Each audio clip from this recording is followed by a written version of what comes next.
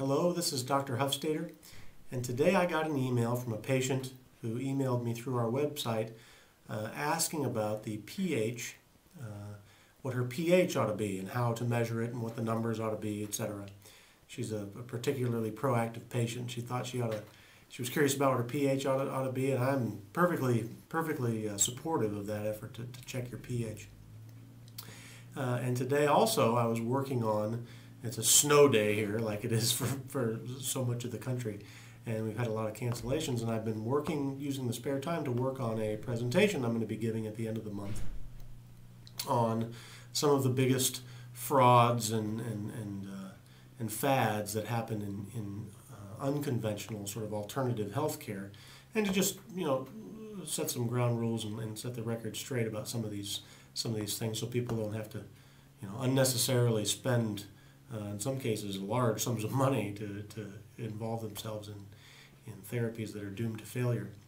And then also today, one of our clinic assistants had told me that Dr. Hufstader, you ought to do one of your videos on urinary tract infections.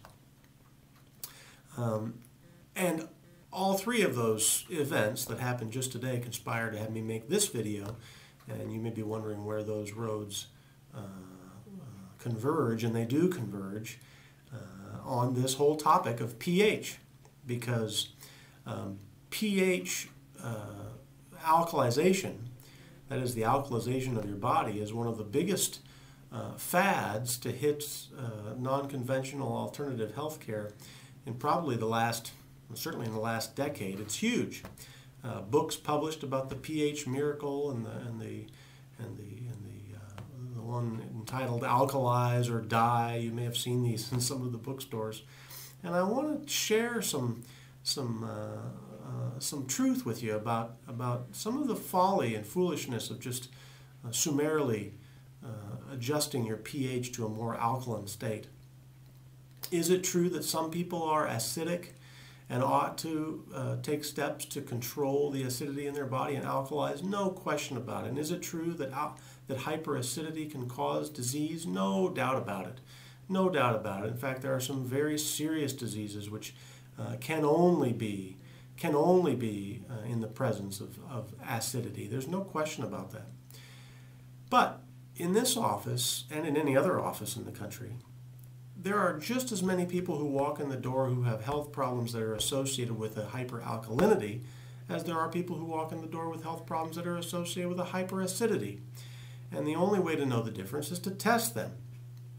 We can look at the symptoms and the signs, and they are different for each, but the only way to know for sure is to test them, and to just summarily raise the pH, that is to create a more alkaline pH, isn't helpful unless you're acidic. And there are ways to do it that are safe and relatively cost effective. So how do we test the pH?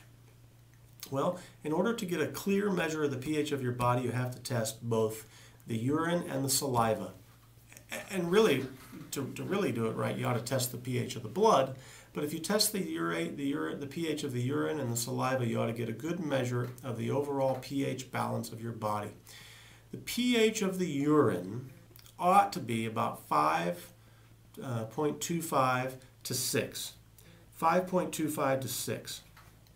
And the pH of the saliva ideally ought to be about 7 to 7.25. Actually, 7 is a little bit low. It ought to be just alkaline of neutral, neutral being 7.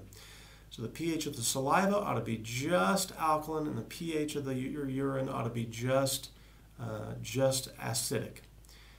So there are two different pHs going on here. And here's the rule.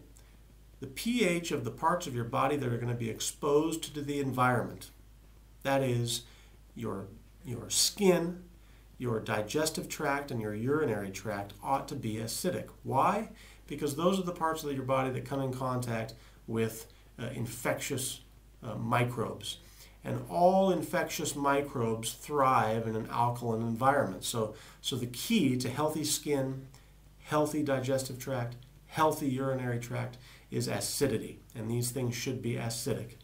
And for instance, urinary tract infections can only occur if the acidity of the urinary tract is too low. That is, if the urinary tract is too alkaline.